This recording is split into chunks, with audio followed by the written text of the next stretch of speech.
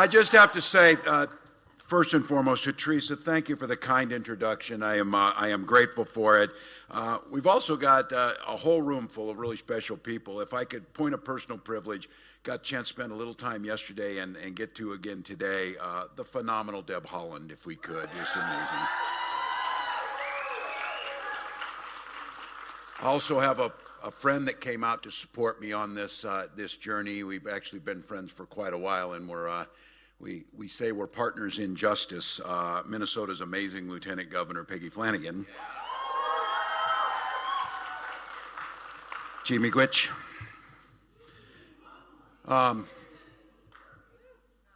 few weeks ago, I had the opportunity to meet some of you there with the Gila River Band, or Gila River Indian community, which was great. And yesterday we did something that I think this room would acknowledge needs to be just needs to be accepted as the normal thing that we should do, because I was told I might have been the first candidate to go out to Window Rock on the Navajo Nation to see them. I often say you shouldn't get patted on the back for things you're supposed to do, and candidates need to go to that important community, and it was a privilege to stand on that land. It was a privilege to stand in front of that important monument, and grateful for that.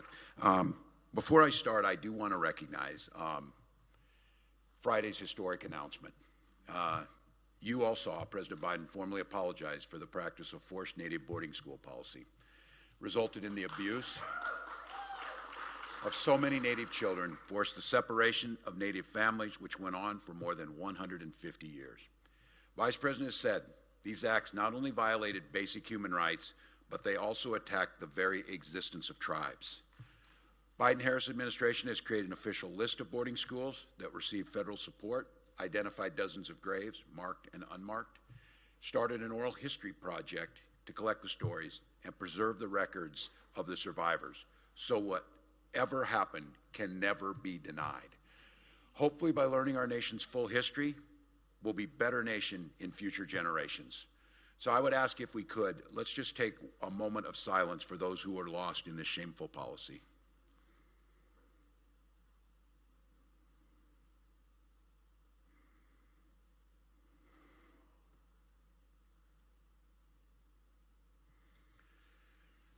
Well, thank you to each of you. You're busy folks, and you came out today. We're really grateful.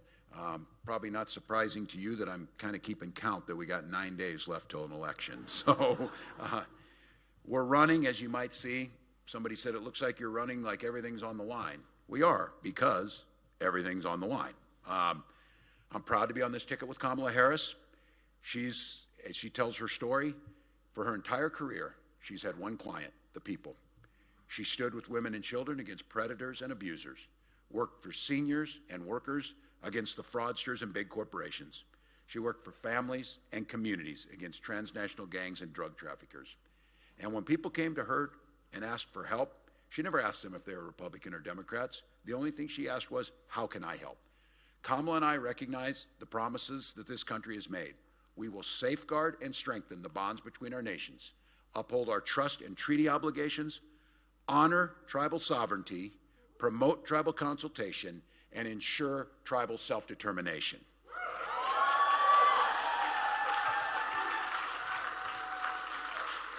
And let's just be very clear. If our tribal nations are doing well, the rest of the nation is doing well. I have the privilege of being governor of Minnesota to work with our 11 sovereign nations, 7 Anishinaabe and 4 Dakota. In Minnesota, we've laid out a national model for how state government can work with and consult with tribes, respect their sovereignty, by codifying into law government-to-government relationship with tribal governments in our law.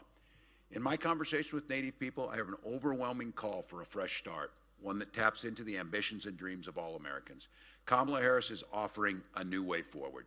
We know that this economy works best when we lower costs for families and everybody gets a chance to get ahead. We noted the anniversary of the loss of one of Minnesota's greatest in Paul Wellstone, who last week marked the 22nd anniversary of his untimely death.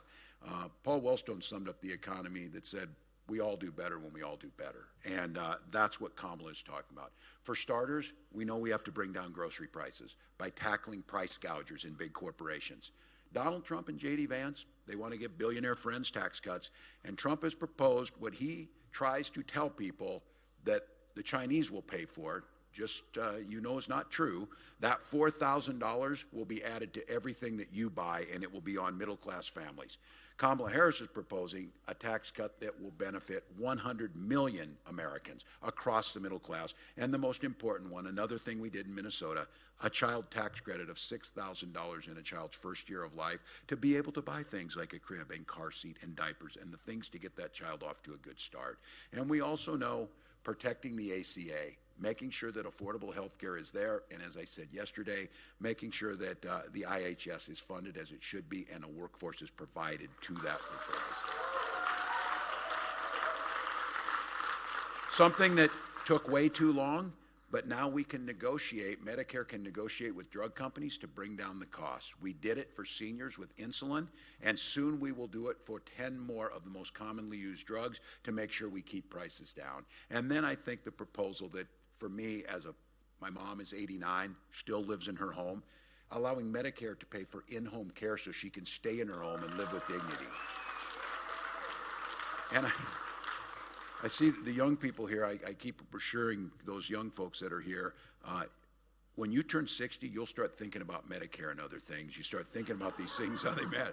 But one thing that she proposed too is that we hadn't done before is having Medicare pay for vision and hearing. I said when my mom got her hearing aids a few years ago, I said, she's a lot more fun now because we can hear her. So she hears what we're telling her. Also, especially in Indian country, that it becomes the more remote we are, making sure we're expanding telemedicine and recruiting those medical professionals by paying for that through communities. And what we all know is every single person in this country should be able to have the peace of mind that if they pick up the phone and need help, they dial 911, that there's an ambulance there. But we have ambulance deserts across this country, and too often it's in Indian country where we're not able to get there. That has to end. Donald Trump and his Republican buddies, they see it a little bit differently. I liked it how he's now saying, oh, I'm a champion of the ACA. Then why did you try to get rid of it 60 times? Why did you have a lawsuit against it? Why did you sign an executive order? And I think we were just over in Arizona, and I give them great credit for this. The reason that we have the ACA is because one Senator, John McCain, had the courage to stick up for it and protect that, and it's important. Look, he's also talking about repealing the Indian Healthcare Improvement Act. We know what the impact of this would be catastrophic for this community. He's proposed major cuts to the IHS that would endanger health coverage for literally millions of indigenous people. Kamala and I know that we need to make it more affordable across things, whether it's groceries, healthcare is there, but the most important thing for so many people's ability to own a home when they want to own a home, making sure there's enough housing out there, and the biggest impediment for people buying a home, a down payment, and that's why a $25,000 down payment assistance to get you in the door and get you in that home. That's what we can do.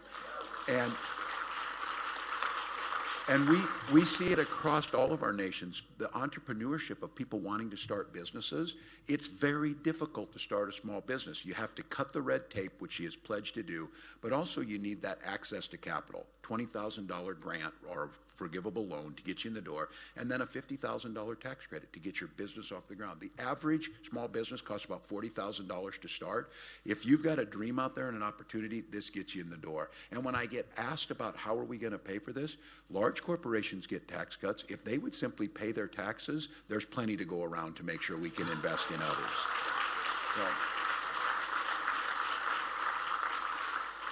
And look, we want to make sure that we're there when it matters most. She's the one who cast the tie-breaking vote on the single largest investment into tribal investment in history, $32 billion that came from the COVID relief funds. We know.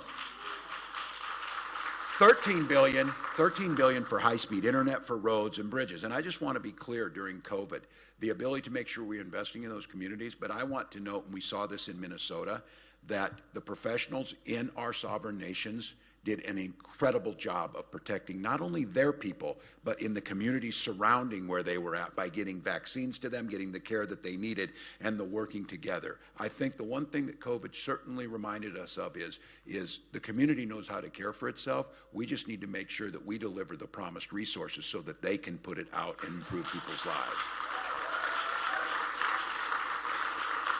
Again, you know, the protecting of the 10 national monuments that are out there and more than 200 co-stewardship agreements. We do this in Minnesota too, knowing that we can work to protect those. She's the one that helped restore those protections on Bears Ears Monument. We understand that there's many, many water claims that need to be settled, and making sure that we're righting the wrong policies of the past and fixing them now. She established, as we did in Minnesota, the Murdered and Missing Indigenous Relatives and unit at the Department of Interior to solve cases. On this one, Deb Holland, thank you for the work. Simply unacceptable that these are not treated the way they should. Donald Trump, not going to come as a shock to you, wasn't really great on tribal issues. I'm sure he tells you, I'm the greatest that ever was. I was the greatest that did this. He excluded tribal businesses from applying for that pandemic aid. Why was a tribal business any different than another business when it came to it? But they wanted to put up a barrier so that they couldn't do it. Made it harder and removed that practice of protecting Bears Ears Monument, and made it harder for tribes to regain ancestral lands. And he even tried to de-recognize tribes. That's what he did. Never once did he convene a White House Tribal Nations Conference. Might not be bad to come talk to folks, to consult before a decision is made, before you decide to do a project, before you decide to build a highway or whatever it might be. Consult together, decide if it's done first. And then I will just have to say, I brought this up yesterday standing out there at Window Rock, because I know all of you saw it when he did this. The one time he brought those heroes, the Navajo Code Talkers, to the White House, he forced them to stand in front of a painting of Andrew Jackson. Now, I'm not certain he knows enough about history to know what he was doing, but the people around him knew exactly what he was doing. To make those elders and those heroes stand in front of that painting was disgraceful. And I said, that's how Donald Trump does things. So look, he tried to block expanding of casinos, claiming that some tribes who were applying weren't truly Native American. And he had a quote, if you remember, if some of you have seen this, where he testified in front of Congress, they don't look Indian to me. That's what he said. And he said, actually, later he said, I think I got more Indian blood than they do. Now, he gets away with saying these things. Let's name that what that is. That is so damn racist and so unnecessary. And the idea that he would be president of the United States, this is about demeaning people. This is what he continues to do. And to all of you here, I think the one thing we know is all of the issues, and I think this is it. There are issues that impact Indian country, but the issues that impact the rest of the country impact you, from health care to education to climate to all of those things too. And the one that I have to say, and to the men who are here, to the women you love in your life, this election could literally be about their lives are at stake, because the ability to be able to get health care and reproductive health care is life and death. I just came from a young woman, Caitlin Joshua, who was forced time and time again to go in. Her fetus had stopped growing. She needed to have health care. And because she lived in a state with a Trump abortion ban, she was sent home twice and nearly died. And when this happens, not only we see maternal mortality rates shooting through the roof, and we already know the health inequities that happen to Native women is absolutely shameful in here. Understanding that the care that needs to be delivered, the differences in death rates, it simply is unacceptable. With Donald Trump in there bragging about putting those judges on the Supreme Court, he exacerbates a situation that is already intolerable for women across the country, made doubly worse for Native women. That has got to be something we take. He calls it a beautiful thing that Caitlin Joshua went home and nearly bled to death because they wouldn't give her what was accepted basic care, putting the rest of her chance to have children at risk. So look, we know that women are going home having miscarriages. We know that women are trying to get care wherever they can. We know that women who are survivors of rape and incest are being forced to not get the care that they need.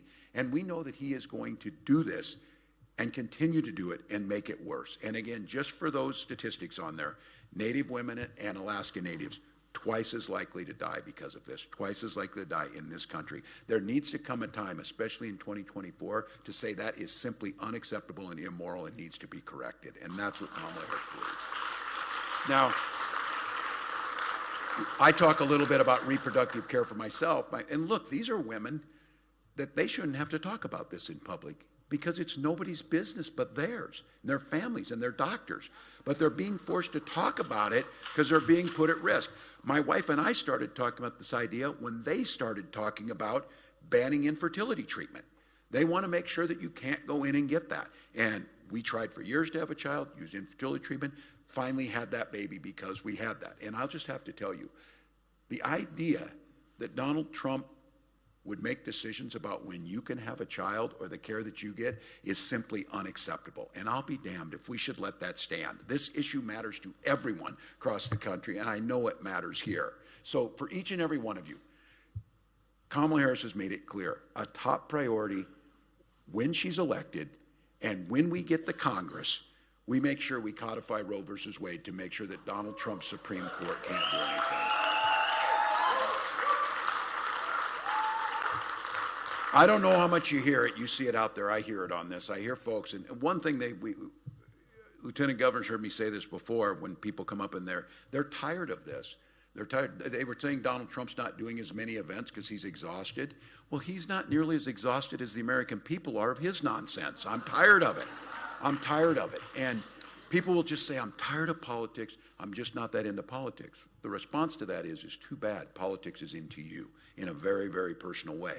So there's folks that are saying, look, we made it through one Trump presidency. We can probably make it through another. Let's just be very clear. You saw it last week when Kamala Harris was talking about these people who were closest to Donald Trump coming out and talking about how he's descending into madness. She called it a 911 call to the American public. And I think that's exactly what it was. These are not political people. They are the professional people who deal with national security, military issues. Those that he picked that were 4-star generals, not political. People like Mark Milley, chairman of the Joint Chiefs of Staff. He came out last week and said, Donald Trump is the most dangerous person ever in this country. This is a guy that was there in the Situation Room. James Mattis, his Secretary of Defense, said, I totally agree with him.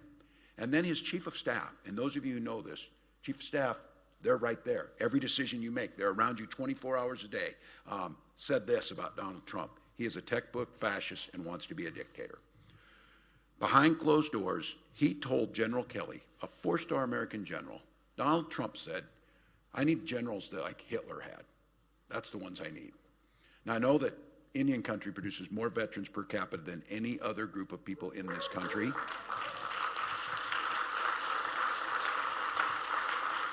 I met them, and I met families that had the names of their loved ones on that wall that they lost in Vietnam and all of this nation's conflicts going back 200 years. There have been native warriors in each and every one of those conflicts. And I, as a 24-year veteran of the military, to hear Donald Trump, that makes me sick to my stomach. And every veteran should stand up and absolutely condemn what he said about this. Look, he's got the Supreme Court. He's got a Supreme Court that told him he can do whatever he wants to do. During this time, he will probably get the opportunity to appoint 2 more Supreme Court justices. So thinking about this, he will have a majority of the court.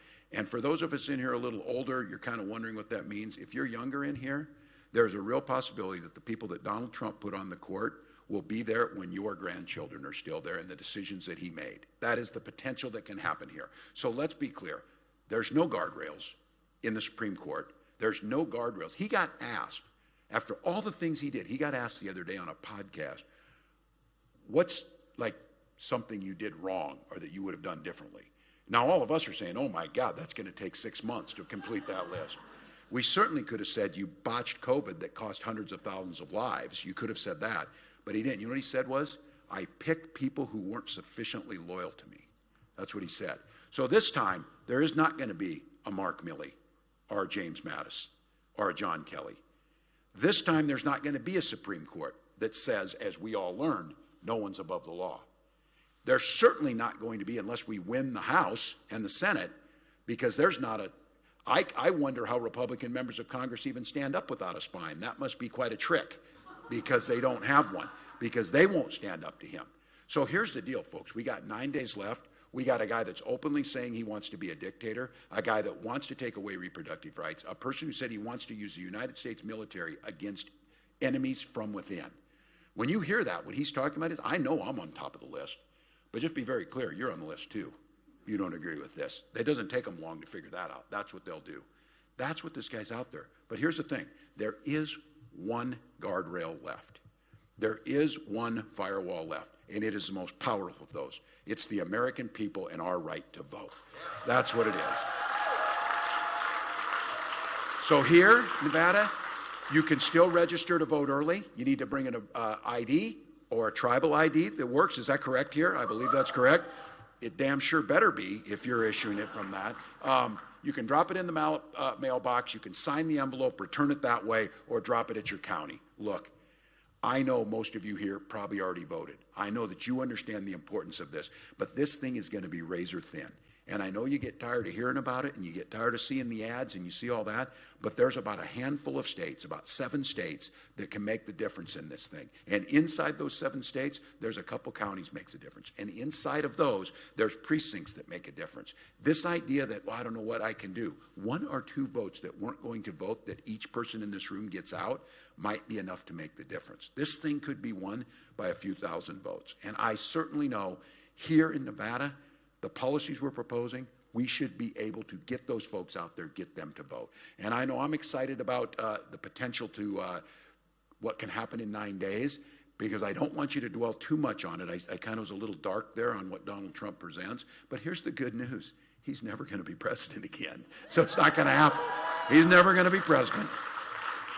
He can go down to Mar-a-Lago and, of course, say he won, or, you know, he won his golf tournament, or he's the fastest runner in the world, or the best looking guy, or whatever he says about himself. And the rest of us can do something that for 9 years I've been wanting to do, just not have to think about this guy or see him out there, just not have to hear the division, just not to hear the stupid names that he calls people, and the inability to understand if you want to be president of the United States, that means you're president for everyone, those that voted for you and those that voted against you. So 9 days to make a difference for the next 40 years, 9 days to put Kamala Harris in the White House. And for those of us in here, I am done talking about this idea of a glass ceiling. When we win this thing, we're going to break a glass ceiling in Minnesota. Not only are we going to have the first female governor in Minnesota history, we're going to have the first indigenous woman governor in American history with Peggy Flanagan. So that is definitely a two for people to get that done. So I ask you, and you know it, when we vote, we win. We've got 9 days to do it. We have to get everyone out there. And when we do, we start moving this country to a more, as we said the other day, a pure and a better democracy, one where everybody's here, one where we honor our commitments and we honor everyone who's here. So I want to thank you all for the work you're